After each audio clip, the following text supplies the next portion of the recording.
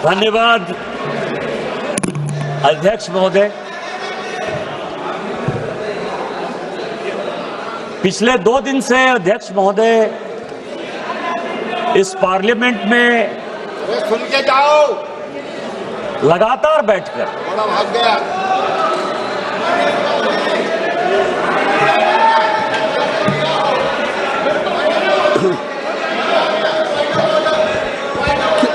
किस नियम में?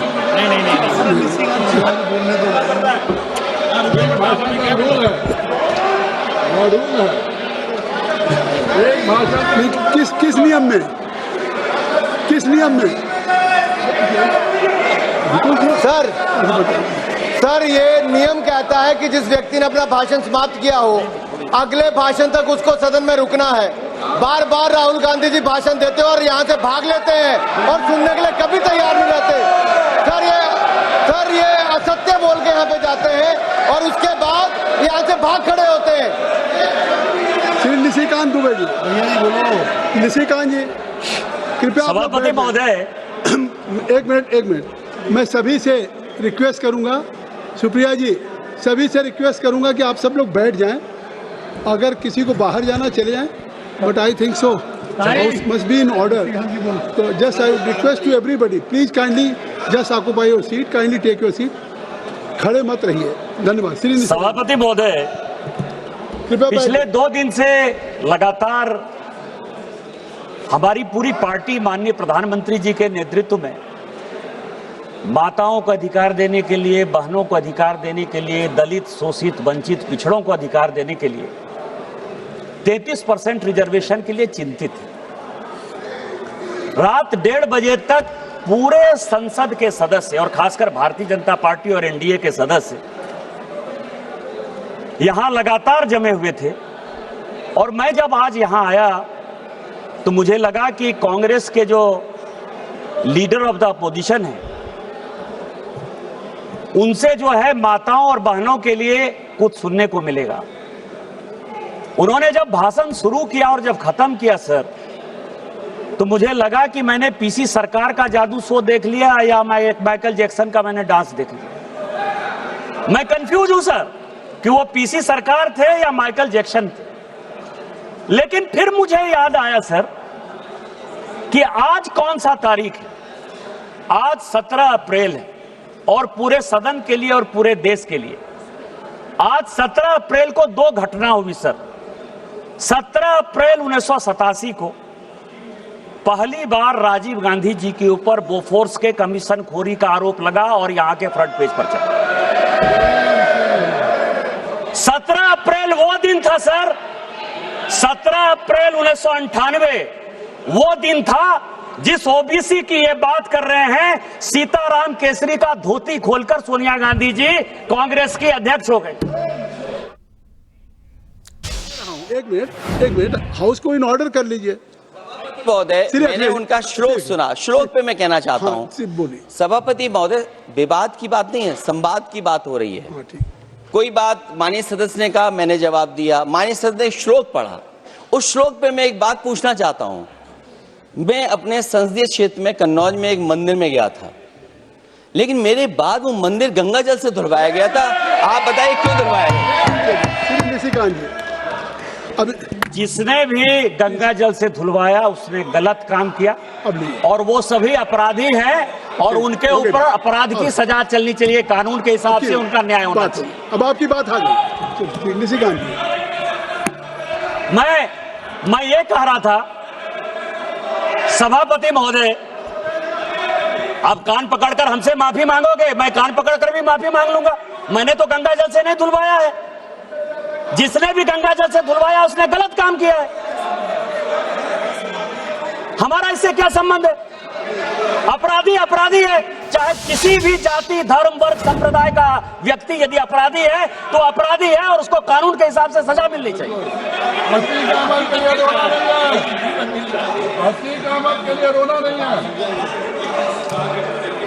Nothing will go on record except only Nishikant Dubey. मैं सभापति महोदय, देखिए मेरा समय ये लोग बहुत खा रहे सर। जातिगत जनगणना की बात कर रहा था। सोनिया गांधी जी ने कहा कि जातिगत जनगणना संविधान के दायरे में नहीं है, हम इसका विरोध करते हैं। चिदंबरम साहब ने कहा, मैं 2011 की बात कर रहा हूं, चिदंबरम साहब ने कहा कि जातिगत जनगणना जो है इस देश को डिवाइड करेगी। प्रणब मुखर्जी जी लीडर थे, उन्होंने कहा कि जातिगत जनगणना 1931 के बाद से नहीं हुई है, किसी कीमत पर नहीं होगा। और अंत में मनमोहन सिंह जी ने तो और भी रिकॉर्ड तोड़ दिया सर। उन्होंने कहा कि हमारी सरकार रहे या जाए, इसी सदन हम जातिगत जनगणना नहीं करेंगे। लेकिन गोपीनाथ मुंडे, लालू प्रसाद यादव जी और नेताजी मुलायम सिंह यादव जी का मैं बधाई और धन्यवाद देना चाहता हूं कि जिनके प्रयास से उस वक्त की कांग्रेस सरकार को झुकना पड़ा और जातिगत जनगणना जो है हुई, जिसका कि डाटा कई एक गलतफहमियों के कारण जो है अभी तक नहीं रिलीज हुआ और जातिगत जनगणना हमारी सरकार करा रही है और 2027-29 में वो आ जाएगा। अरे बैठ जाओ भाई। अब क्या है सर, ये फैक्ट है, ये फैक्ट है जो अब इस अमेंडमेंट पे मैं ये कह रहा हूं कि चूंकि सर्वसम्मति से सभी लोगों ने कहा सर कि सर्वसम्मति से हमने महिला रिजर्वेशन को पास किया। कल्याण बनर्जी साहब का भी आज भाषण सुना मैंने, मनीष तिवारी जी का भी सुना। ये लोग बड़े विद्वान हैं सर, हमारे यहाँ पीपी चौधरी साहब ने भी बयान दिया। ये भारत का संविधान है जो बाबा साहब अम्बेडकर का, और हमने 2023 के एक्ट के बाद आर्टिकल 334A बनाया और 334 ये कहता है सर कि डिलिमिटेशन जो है वो जब लिया जाएगा तो रिलीवेंट फिगर होगा first census taken after commencement of the constitution 106th amendment act 2023। Population को क्राइटेरिया बनाया जाएगा, ये हम आप सबों ने पास किया सर। अब पॉपुलेशन को यदि क्राइटेरिया मानेंगे, यदि आप ही की बात सही और सबों ने पास किया है, इसमें Bharatiya Janata party, Congress, TMC, DMK, Samajwadi party, जितना पार्टी है सब इसके दोषी हैं। उनके हिसाब से लिख लीजिए मेरी बात, क्योंकि आप अमेंडमेंट तो नहीं कर रहे हो, आप कॉन्स्टिट्यूशन में चेंज तो नहीं करने दे रहे हो, आप तो विरोध कर रहे हो। यूपी में सीट होगी 87, जो पॉपुलेशन है, जो 2011 का सेंसस है, निशिकांत जी जो आपने पेश आप किया, उनको एड्रेस करिए। सभापति महोदय जो इन्होंने पेश किया, और आज जो 2011 का सेंसस है, मैंने तो 2026 का सेंसस लिया ही नहीं है, मैं 2011 के सेंसस के आधार पर कह रहा हूं। आप उनको यूपी में सीट होगी 87, बिहार में सीट होगी 47, महाराष्ट्र में सीट होगी 49, वेस्ट बंगाल में सीट होगी केवल 38, मध्य प्रदेश में सीट होगी 34, राजस्थान में सीट होगी 32, तमिलनाडु में सीट होगी, जो इतना हलंगामा कर रहे हैं काला कपड़ा पहन के, केवल और केवल 29, गुजरात में होगी 28, कर्नाटक में होगी 26, आंध्र प्रदेश में होगी 20, उड़ीसा में 18, झारखंड मेरे राज्य में होगी 16। मैं एक ऐसा भागा राज्य का सांसद हूं जिसमें कि 2000 में बंटवारा होने के बाद, झारखंड बंटवारा होने के बाद डिलिमिटेशन हुआ ही नहीं। और क्यों नहीं डिलिमिटेशन हुआ? इस यूपीए ने क्यों नहीं डिलिमिटेशन होने दिया? भारतीय जनता पार्टी के कारण नहीं हुआ, क्योंकि बांग्लादेशी घुसपैठियों के कारण आदिवासियों की संख्या घट गई। एक आदिवासी की लोकसभा की सीट और 3 विधानसभा की आदिवासी की सीट घट रही थी डिलिमिटेशन में। भारतीय जनता पार्टी ने कहा कि हमको नहीं चाहिए डिलिमिटेशन। आप देश चलाने की बात करते हो, आप लोकतंत्र की बात करते हो। आपने तो बांग्लादेशी वोट को बनाने के लिए हमारे राज्य को तहस-नहस कर दिया। हम बिना हमारी जो कॉन्स्टिट्यूएंसी है 350 किलोमीटर लंबी है, 3 जिले में विभक्त है। वो क्या बात कर रहे हो आप डिलिमिटेशन की बात कर रहे हो। और यदि साउथ और नॉर्थ का, यदि ये 2023 का जो कि नोटिफाई कर दिया है भारत सरकार ने, यदि ये एक्ट लागू हो गया तो साउथ इंडिया में जो केरल में सीट घटेगी, केरल की सीट 20 से केवल 14 हो जाएगी, तमिलनाडु की 39 से केवल 29 हो जाएगी। कौन साउथ इंडिया का जिम्मेवार होगा?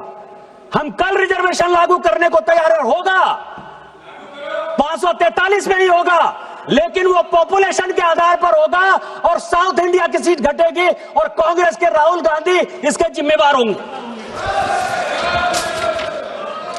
अब ये एक्ट की बात कर रहे हैं सर।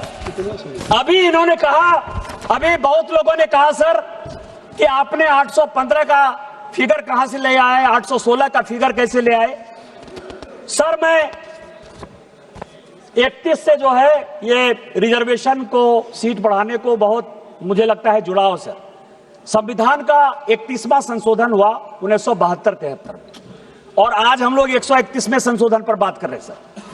ये 1973 का जिसको कि अभी बड़ी लंबी चौड़ी भाषण देके गए कि इंदिरा जी ने जो है देश के लिए बहुत बड़ा काम कर दिया और उन्होंने फ्रीज कर दिया।